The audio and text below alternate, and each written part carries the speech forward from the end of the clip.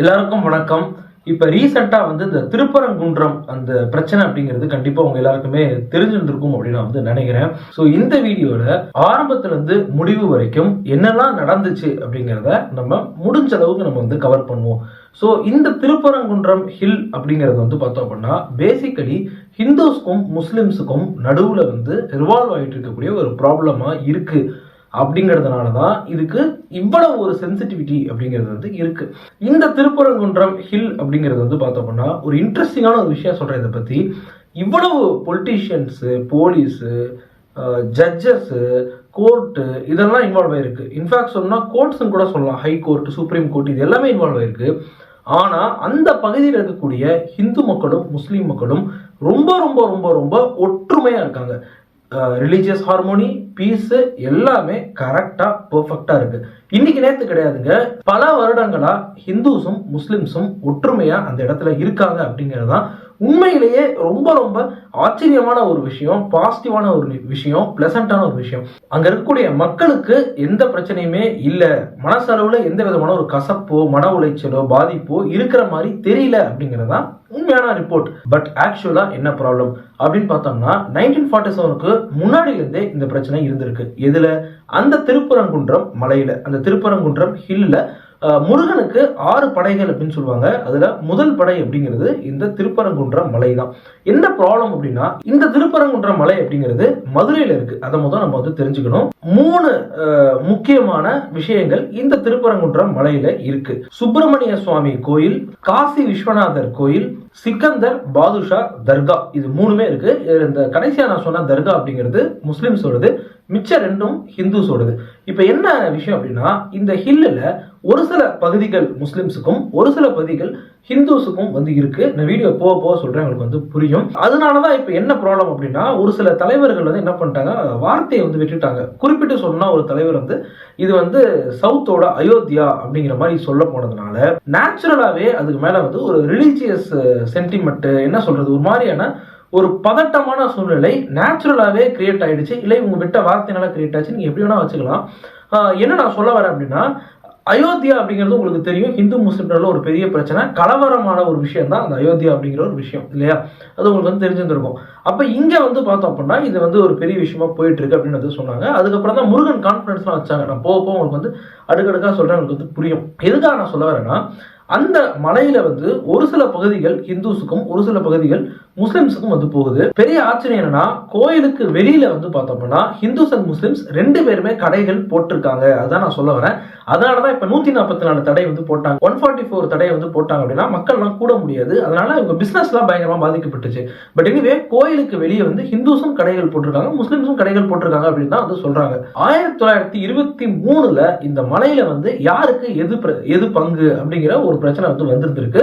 அதை அவங்க சால்வ் பண்ணிருக்காங்க. நான் சொல்றது 1923 1923 அப்ப நீங்க புரிஞ்சுக்கோங்க. அப்ப ஒட்டுமொத்த மலை, திருப்பரங்குன்றம் மலையில ஒட்டுமொத்த மலை எக்ஸப்ட் ஒரு சில பகுதிகளை தவிர மற்ற எல்லாமே பார்த்தோம் அப்படின்னா ஹிந்துஸுக்கு தான் சொந்தம் அப்படிங்கறதா அப்ப முடிவா கொண்டு வரப்பட்ட ஒரு விஷயம். Accept certain cultivated and assessed land அப்படின்னு சொல்றாங்க. இது மட்டும் தான் முஸ்லிம்ஸ்க்கு சொந்தம், மற்ற எல்லாமே ஹிந்துஸ்க்கு தான் சொந்தம் அப்படின்னு சொல்றாங்க. அப்ப 1923ல ஓனர்ஷிப் பிரச்சனை வந்தபோது சொல்லப்பட்ட ஒரு விஷயம்.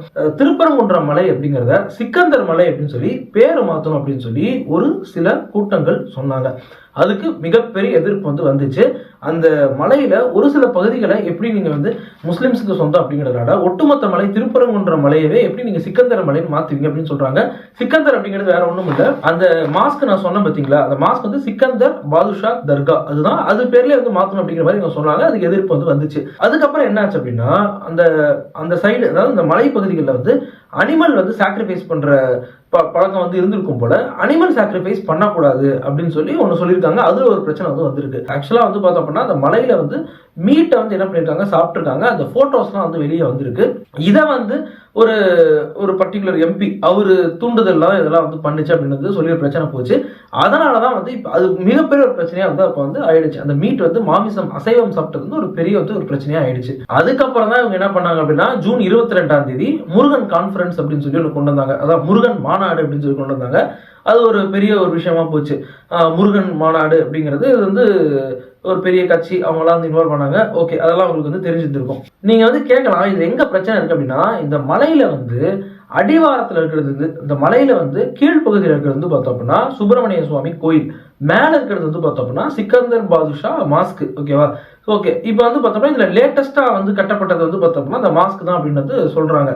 இப்ப இந்த வருஷம் என்ன நடக்குது அப்படின்னா, இந்த டிசம்பர் மாசம் ஓகேவா, ரமா ரவிக்குமார் அப்படிங்கிற ஒருத்தவங்க கோர்ட்டுக்கு போய் என்ன போடுறாங்க அப்படின்னா, அங்க வந்து தீபத்தூண் அப்படின்னு வந்து ஒண்ணு இருக்கு அந்த மலையில, அந்த இடத்துல நான் விளக்கேற்றுறேன், விளக்கேற்ற விட மாட்டேங்கிறாங்க அப்படின்னு சொல்றாங்க. சொல்லி ஒரு கேஸ் வந்து போடுறாங்க. இத்தனை வருடங்களா அங்க வந்து உச்சி பிள்ளையார் கோயில் அப்படின்னு ஒன்று இருக்குமா, அந்த உச்சி பிள்ளையார் கோயில் பக்கத்துல வந்து பார்த்தோம் அப்படின்னா தீப மண்டபம் இருக்குமா, அந்த தீப மண்டபத்துல தான் என்ன பண்ணிருக்காங்க இவங்க விளக்கு அப்படிங்கறத ஏற்றிருக்காங்க. இப்ப இந்த தீபத்தூண் அப்படிங்கிறது எங்க இருக்கு அப்படின்னா மேல இருக்கு. ஓகேவா? அதாவது மாஸ்க் பக்கத்துல இருக்கு. இந்த தீபத்தூண்ல இவங்க விளக்க ஏத்தணும் அப்படின்னு சொல்லி இந்த ரமா ரவிக்குமார் இவங்க வந்து கேஸ் போட்டாங்க. அதுக்கப்புறம் தான் பரபரப்பின் உச்சத்துக்கே போயிடுச்சு.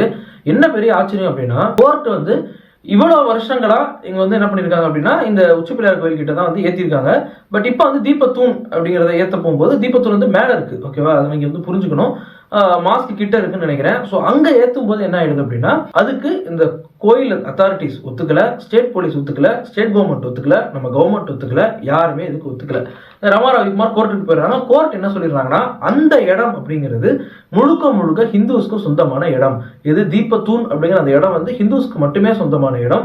இப்ப நீங்க விளக்க ஏத்தாம விட்டீங்க அப்படின்னா நாளைக்கு அந்த ப்ராப்பர்ட்டியே யாரோடது அப்படிங்கிற ஒரு கொஸ்டின் மார்க் கூட வர வாய்ப்பு இருக்கு. ஹிந்துஸ்க்கு உண்டான இடத்துல ஹிந்துஸ் ஏன் ஏத்தக்கூடாது அப்படின்னு சொல்லி ஜஸ்டிஸ் ஜி.ஆர். சுவாமிநாதன் இவர் வந்து சொல்லியிருந்திருக்காரு. ஓகேவா? அதனால அவர் சொல்ல வர லாஜிக் என்ன அப்படின்னா, அது ஹிந்துஸ்க்கு உண்டான இடத்துல ஹிந்துஸ் ஏத்தலாம். அதே மாதிரி நீங்க ஏத்தாம விட்டீங்கன்னா அந்த ப்ராப்பர்ட்டி யாரோடது அப்படிங்கிற ஒரு கொஸ்டின் மார்க்கும் வருது. அது மட்டும் இல்லாம அந்த ஹில்லுல வந்து முஸ்லிம்ஸ்க்கு உண்டான பகுதிகள் அப்படின்னு இருக்கு, ஹிந்துஸ்க்கு உண்டான பகுதிகள் இருக்கு. இதுல ஏத்துறதுல ஒன்றும் பிரச்சனை இல்லை அப்படின்னு சொல்லி சொன்னது மட்டும் இல்லாம நீங்க போய் ஏத்துங்க அப்படின்னு சொல்லிட்டாங்க. அதுக்கப்புறம் என்ன பண்ணல, இவங்க வந்து ஏத்தல. ஓகேவா? அதாவது கோர்ட் வந்து சொல்றாங்க ஏத்த சொல்லி, இவங்க வந்து ஏத்தல.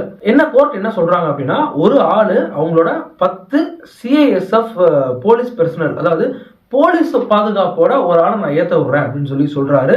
அதுக்கப்புறம் போறாங்க. அப்ப என்ன ஆகுது அப்படின்னா செக்ஷன் 144 கவர்மெண்ட் வந்து கொண்டு வந்துடுறாங்க. ஸோ இதுல தான் ப்ராப்ளம் வருது. கோர்ட் ஜட்மெண்ட்டுக்கு அப்புறம் செக்ஷன் 144 வச்சா முன்னாடி வச்சா அப்படின்னு வருது. அதுக்கப்புறம் கோர்ட் என்ன பண்ணிடுறாங்க அப்படின்னா, நாங்க சொல்றது நீங்க வந்து நான் ஏத்த சொல்றேன், நீங்க ஏத்தல அப்படின்னு சொல்லி செக்ஷன் 144 வந்து அதுல ஏதோ டைம் வந்து பிரச்சனை, ஜட்மெண்ட்டுக்கு முன்னாடி வந்துச்சா பின்னாடி வந்துச்சான்னு சொல்லி பிரச்சனை, செக்ஷன் 144 கேன்சல் பண்ணிடுறாங்க. திரும்பி ஏத்த சொல்றாங்க. திரும்பி ஏத்தல அப்படின்னா பெரிய பெரிய கான்சிக்வன்சஸ்லாம் வரும்னு சொல்றாங்க. அதுக்கப்புறம் ஏத்த போறாங்க. அதுக்கப்புறமும் ஏத்தல. ஃபர்ஸ்ட் வந்து ஒரு பெட்டிஷனர் வந்து அங்க போய் கோர்ட்டுக்கு போறாரு. கோர்ட் வந்து ஏத்தலாம் அப்படின்றாங்க. இவங்க வந்து ஏத்தல. அதுக்கப்புறம் வந்து கண்டெம்ட்டுக்கு போறாங்க. நீங்க நான் சொல்லி கேட்கல அப்படின்னு சொல்லி கண்டெம்ட்டுக்கு போறாங்க. திரும்பவும் ஏத்த சொல்றாரு. திரும்பவும் இவங்க ஏத்தல. ஃபர்ஸ்ட் நியூஸ்ல வந்து ஏத்துற மாதிரி காமிச்சாங்க. நான் கூட ஏத்த போறாங்க அப்படின்னு நினைச்சேன். அப்புறம் ஏத்தல. இப்போ வந்து என்ன பண்ணிருக்காங்க, சுப்ரீம் கோர்ட்டுக்கு போயிருக்காங்க. சரி, என்ன கேட்டீங்க அப்படின்னா, அங்க ஹார்மோனியஸா இருக்காங்க இருக்கல அப்படிங்கறதெல்லாம் தாண்டி ஒரு ஹிந்துஸ்க்கே உண்டான இடத்துல ஏன் வந்து ஏத்தல அப்படிங்கிறது ஒரு கொஸ்டின் மார்க்கா தான் இங்க வந்து இருக்கு. இப்போ வந்து என்ன சொல்றாங்கன்னா, அது வந்து சர்வே கல்லு, சர்வே ஸ்டோனு, தீபத்தூணே இல்ல அப்படிங்கிற மாதிரிலாம் இப்போ வந்து பேசுறாங்க. பட் அது வந்து தீபத்தூணா தான் இருக்க முடியும். ஏன்னா கோர்ட்டு அப்படிங்கிறவங்களுக்கு தெரியும் இல்லையா? ஸோ அப்போ நம்ம வந்து இதை பற்றி நம்ம கமெண்ட் பண்ணுறதுக்கு ஒன்றுமே இல்லை. பொதுவாகவே வந்து ஹிந்து முஸ்லீம் சென்சிட்டிவான விஷயம். இது வந்து நான் வந்து ஒரு பப்ளிக்காக கமெண்ட் பண்ணுறதுக்கு ஒன்றும் வந்து கிடையாது. பட் இது வந்து நடந்திருக்கு அப்படிங்கிறது மட்டும் நம்ம சொல்கிறேன். ரொம்ப முக்கியமான விஷயம். இன்னும் இந்த விஷயம் முடியல. ஸோ போக தான் நமக்கு வந்து தெரியும் இதோட ப்ராக்ரஸ் என்ன அப்படின்னு சொல்லிட்டு. ஸோ நீங்கள் என்ன இதை பற்றி நினைக்கிறீங்க அப்படிங்கிறது எனக்கு கீழே வந்து கமெண்ட்டை சொல்லுங்கள். அடுத்த வீடியோஸ் பார்ப்போம். பை.